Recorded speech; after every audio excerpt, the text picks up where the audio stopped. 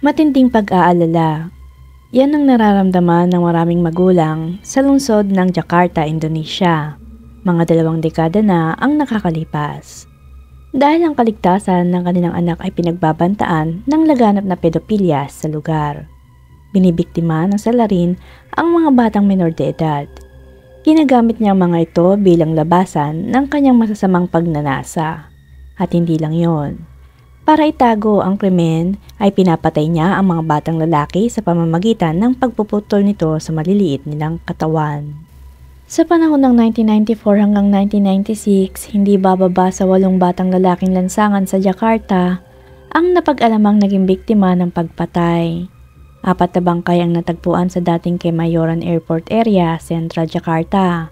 At ang iba ay natagpuan sa lugar ng Pondok Koni, East Jakarta. Ang kaso ng serial murder ay napakahiwaga, kaya inabot ng 2 taon para malutas ito. Ang forensic expert na si Dr. Abdul Munim Idris ay sumulat sa kanyang aklat na may pamagat na Indonesia X-File 2013. Sinabi sa aklat na sa una ay itinuturing na hindi gaanong pinapansin ang kaso, dahil ang mga biktima ay isang batang lansangan. Gayunpaman mula nang sumunod ang ika-4 na biktima, ay napansin ng mga forensic medical examination ang pagkakapareho ng pattern ng abnormalities o pinsala ng katawan nito sa mga naunang batang biktima. Kaya pinaigting ng Polda Metro Jaya ang investigasyon dahil sa nakita nilang pare-pareho may mga bakas ng pananakal sa leeg, hiwa sa tiyan, mga sugat at gasgas sa kanilang anus dahil sa tama ng kung anong matigas na bagay. Sinasabing naghinala ang pulisya na ang mabangis na mamamatay tao ay nagmula sa upper middle class o may kaya sa buhay. Ayon sa kanilang teorya, ay inakit ng killer ang mga batang lalaki na sumakay sa kanyang mamahaling sasakyan. Pagkatapos ay ginahasa ang mga ito sa pamamagitan ng anal sex. At matapos na makaraos ay pinatay at itinapon ng salarin ang bangkay ng mga bata sa kung saan. Ngunit di nagtagal pagkatapos ng masusing pag-iimbestiga ay napagtanto ng mga kapulisan na ang salarin ay isang taong kilala ng mga biktima at siya'y maaaring isang scavenger o isang walang tirahan na nasa hustong gulang na. At lalong lumakas ang kumpiyansa ng mga kapulisan matapos matagpuan ang ika-8 biktima na si Kasikin. Pagkatapos ay inaresto ng pulisya ang isang lalaki na pinaghihinala ang madalas na nangmomolestya sa mga batang lansangan. At isa sa naaresto ay ang nagngangalang si Babe alias Baikuni. Ayon sa ibinigay ni Babe na impormasyon sa kapulisan, di umano ay nakilala daw niya si Kasikin bago ito namatay noong panahong yon. At ang huling kasama daw ni Kasikin ay si Robot Kedek, na isang scavenger na nakatira sa isang kubo sa lugar ng Senen. Agad na pinuntahan ng pulisya si Robot Kedek, ngunit nakaalis na ito sa kanyang kubo. Si Robot Kedek ay tila bumalik sa kanyang bayan sa Ketendan Village, Batang Central Java, Indonesia. At matapos siyang hanapin ng ilang araw, sa wakas ay naaresto siya ng mga pulis mula sa Central Jakarta Police na namamalimos sa Tegal Train Station noong July 27, 1996. Nang makita ng mga kapulisan ang itsura ni Robot Kedek na may tunay na pangalang si Swanto, ay nagduda ang mga pulis na siya ang killer. Dahil ang kanyang taas ay maliit lamang, payat at bahagyang baluktot ang kanyang katawan kapag siya'y naglalakad. Samantala ang kanyang binti naman ay tila pilayang isa at madalas umiiling ang kanyang ulo nang walang dahilan. Kaya tinawag siyang Robot Kedek. Ngunit ang pag-aalinlangan ng mga polis na siya ang killer ay nabago nang marinig nila mismo ang pag-amin ni Robot Kedek. Inamin niya ang pag-sodomize o panggagahasa sa mga 12 batang lalaking kalye sa pamamagitan ng anal sex. At matapos noon ang mga batang biktima ay pinatay niya at upang walang maiwang ebidensya ay pinagputol-putol niya ang mga katawan at saka itinapon sa iba't ibang lugar. Ang karumal-dumal na gawaing ito ay nangyari sa Jakarta, Pekalongan at Kroya. At sa 12 batang biktima ay 8 bangkay lamang ang natagpuan at ang iba ay hindi natunton. At sa ginawang investigasyon ng kapulisan nakitang semilya ni Robot Kedek sa puwitan ng mga bata at natukoy ang fingerprints ni Robot Kedek sa cutter knife na naiwan sa crime scene. At habang patuloy ang pag-iimbestiga sa kaso ni Robot Kedek, ang pinuno ng Central Jakarta Police Criminal Investigation Unit na si Chief Commissioner Edward Siapernong ay nagsabing gumamit siya ng field evidence para mapatunayan na si Robot Gedek nga ang may kasalanan at gumawa ng mga pagpatay sa mga batang lansangan. Sinasabing ang ilan sa mga gamit ng biktima ay natagpuan kay Robot Gedek. Gayon din sa panahon ng paglilitis ay inamin niya ang pagpatay sa ilalim ng malaking puno. Agad na hinalughog ng mga pulis ang lugar na binanggit ng salarin at nakita nila ang tinutukoy nitong malaking puno. Kaya't si Robot Gedek ang may 100% pinaghihinalaang may kagagawan. At ayon din kay Police Chief Edward, di umano si Robot Gedek daw ay nagmamolestya at pumapatay sa mga batang lansangan dahil nakakaramdam siya ng pagnanasa at mainit na sensation sa mga batang lalaki. At noong pinatay at pinagputol-putol niya ang kanyang mga biktima, di umano ay para lang daw siyang nangangatay ng manok. At pagkatapos ay iniinom din daw niya ang mga dugo ng mga batang biktima dahil pakiramdam daw niya ay gumiginhawa ang kanyang katawan. At pagkatapos noon ay hinahanap-hanap na niya ang mga lasa nito. Dahil doon si Siswanto na may alias na Robot Gedek ay hinatulan ng parusang kamatayan ng Central Jakarta District Court noong May 21, 1997. Nang marinig ni Robot Gedek ang hatol sa kanya sa loob ng korte, ay biglang nanginig ang kanyang buong katawan at sinabing natatakot siyang mamatay. Agad siyang dinala sa sipin ng penitentiary sa East Jakarta at kalaunan ay inilipat siya sa Batu Prison sa Nusa Kumbangan Island, Cilacap, Central Java noong 1999. At sa pamamagitan ng abogado ni Gedek na si Febri Financia, ay nagsumiti ito ng apela sa Jakarta High Court at sinundan ang pag-apela sa Supreme Court. Gayunpaman ang kanyang mga pagsisikap na makatakas sa firing squad ay naudlot matapos tanggihan ng Korte Suprema ang kanyang pag-apela. Si Robot Gedek ay naghihintay ng halos 10 taon upang maisakatuparan ang hatol. Ngunit nang iulat ng kanyang kasama sa selda na malapit na siyang bitayin, ay agad na inatake sa puso si Robot Gedek noong March 25, 2007. Sinubukan siyang gamutin sa Batu Prison Clinic, ngunit dahil lumala ang kanyang kondisyon ay agad siyang isinugod sa Cilacap Regional General Hospital. Ngunit bandang 1:45 PM habang siya'y kinagamot sa hospital ay hindi siya nakasurvive at tuluyang namatay. Kinabukasan ang kanyang bangkay ay inilibing ng kanyang pamilya sa Beji Village Public Cemetery sa Java, Indonesia. Samantala, ang Commissioner for Missing Persons and Victims of Violence ay itinuturing na may depekto sa paglilitis sa kaso ni Robot Gedek noong 2010. Ito ay dahil isang testigo lamang ang naroon sa paglilitis at iyon ay sinasabing si Babe alias Baikuni. At ayon kay Febri na abogado ni Robot Gedek na isang psychological perspective ay hindi rin matatag si Robot Gedek kaya hindi siya sigurado na si Gedek nga ang killer. At may nakapagsabing sina Robot Gedek at Babe ay malapit na magkaibigan nung sila'y nakatira sa Senen area, Central Jakarta. At matapos ang ilang taon na ang kaso ni Robot Gedek ay tuluyan ng isinara ay may nangyaring di inaasahang twist. Tulad ng nabanggit ko kanina na di umano si Babe Baikuni ang nag-iisang saksi sa kaso laban kay Gedek, pero siya inaresto ng kapulisan noong January 9, 2010. Ngunit bakit siya hinuli ng kapulisan? At sino ba talaga si Babe na may alias na Baikuni? Hayaan mo ikwento ko sa iyo. Si Baikuni ay ipinanganak noong 1961 sa Magelang, Central Java, Indonesia. Siya ay anak na isang mahirap na magsasaka. At habang ginugugol ang kanyang buhay sa paaralan, ay madalas siyang kinukutya at sinasabihan bilang isang tanga dahil hindi niya maipasa ang susunod na grade school. Nag-aral lamang siya sa elementarya hanggang grade 3 at nang siya'y 12 taong gulang na ay lumipat siya sa Jakarta. Siya'y tumira sa Lapangan Banteng Square at doon siya'y namalagi at naging pag-alagala. Kung ihahambing sa Pilipinas, ito ay ang Luneta Park. At isang araw ay pilit siyang ginawan ng sodomya ng isang lalaking tulisan na ang ibig sabihin ay ginahasa siya sa pamamagitan ng anal sex. Ang masamang karanasang iyon ang nakaimpluwensya sa kanyang kaisipan patungo sa pagiging pedophilia at necrophilia na ibig sabihin ay sexual siyang naaakit na makipagtalik sa mga batang bangkay. Matapos noon ay nakilala ni Babe ang isang taong pinangalanang Chuksapatur at dinala siya nito sa Kuningan, West Java para sa pagpapastolya ng kalabaw. Doon ay nakapag-asawa siya sa edad na 21. Ngunit dahil hindi siya ginaganahan na makipagtalik sa babae, ay hindi siya nagkaroon ng anak hanggang sa mamatay ang kanyang asawa. Matapos noon ay bumalik si Babe sa Jakarta at nagtinda ng sigarilyo sa kalye. At pinuhos niya ang kanyang panahon sa pagkukop sa mga batang kalye. Sinasabing siya ay kilala bilang isang taong magalang at masipag at tapat sa pananampalataya sa Diyos.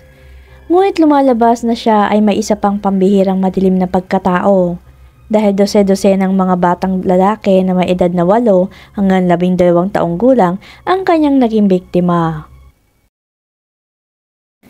Nang magsimulang magbukang liwayway, umalis si Abdi Alfree sa kanyang tahanan sa lugar ng Jakung sa East Jakarta, Indonesia upang magtrabaho noong January 8, 2010 ng 5:45 AM. Tulad ng nakagawian, araw-araw siyang tumatawid sa East Canal Inspection Road, Jakung na matatagpuan sa kahabaan ng East Flood Canal. Napahinto siya sa kanyang paglalakad nang may napansin siyang isang kahon na pakete ng mineral water sa gilid ng kalsada. Ang kahon ay may mahigpit na tali na isang dilaw na plastic lubid. Dahil bago sa paningin ni Abdi, ay natukso siyang buksan ito. Sumagi sa isip niya na sino sa mundo ang mag-iiwan ng ganitong shopping bag sa kalye. Pagbukas niya ng kahon ay lumabas ang isang itim na plastic na tila sa pilitang pinagsiksikan sa loob.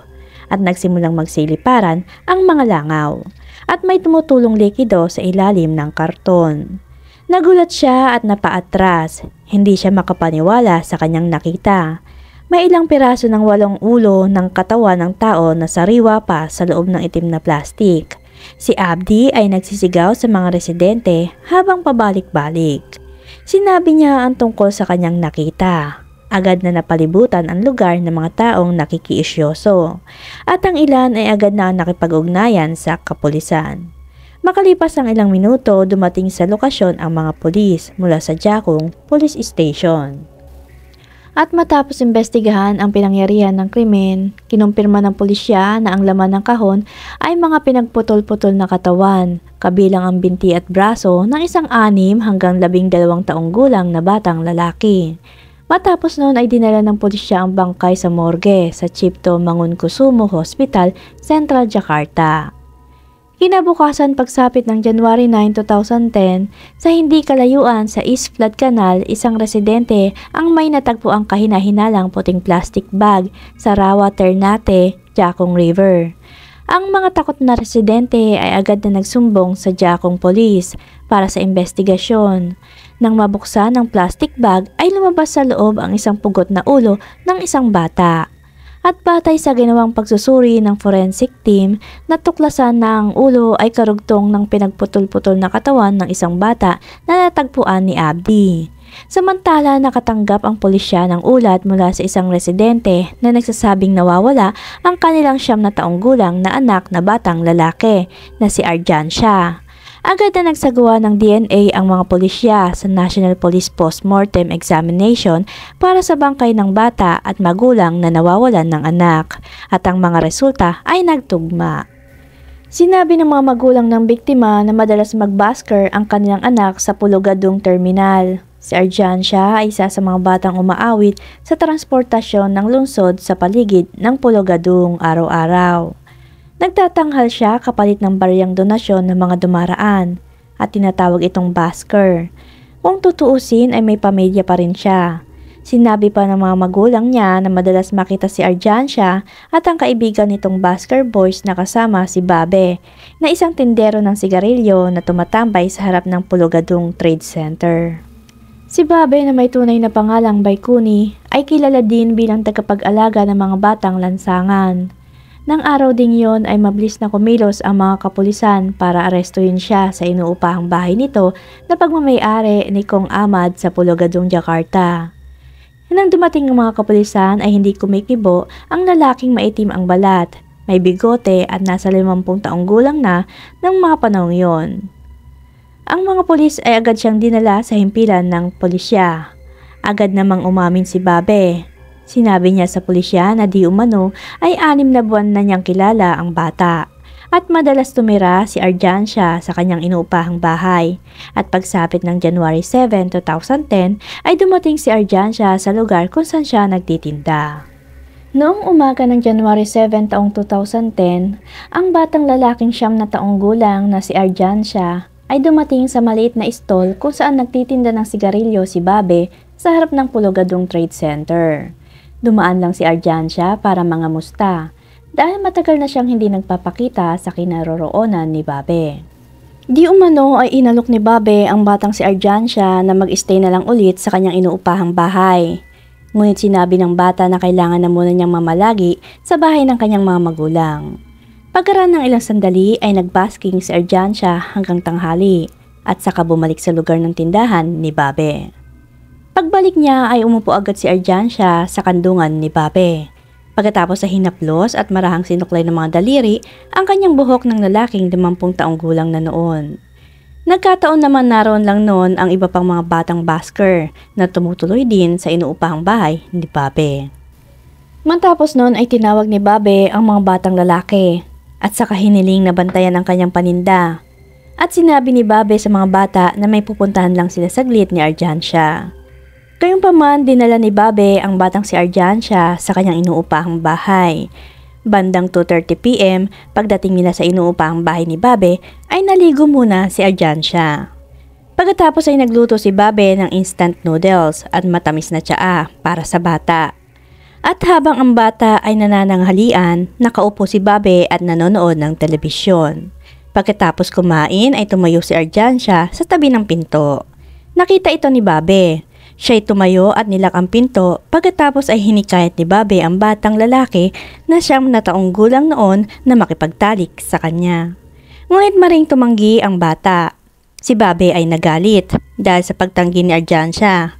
Agad niyang kinuha ang lubid na nasa ilalim ng cabinet at saka itinali ang leeg ng bata mula sa likod. Hinawakan niya ng mahigpit ang lubid gamit ang kaliwang kamay, habang ang kanang kamay naman ang pinangtulak at pinangdiin sa ulo ng batang si Arjancia.